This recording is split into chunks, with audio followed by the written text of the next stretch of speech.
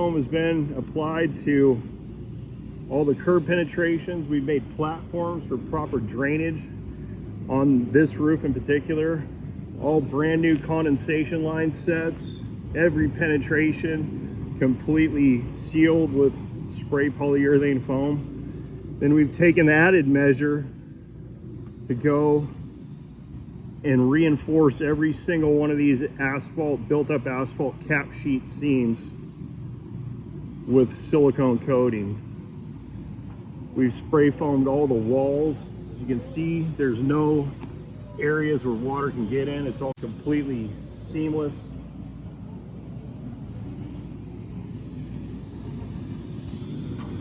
Any patched areas have been reinforced with silicone. There's been fabric used in some locations that were bad. Lead block primer has been installed to the field so the asphalt resin doesn't bleed through the white silicone. And now this is the silicone 100% waterproof restoration coating system. You can see spraying over the spray foam transition where we cut the drains out. All the drains on this roof are leaking. See the nice sheen to the silicone. The seams, once the silicone's been completely installed, completely emulsified, there's nowhere water is getting through this restoration roofing system.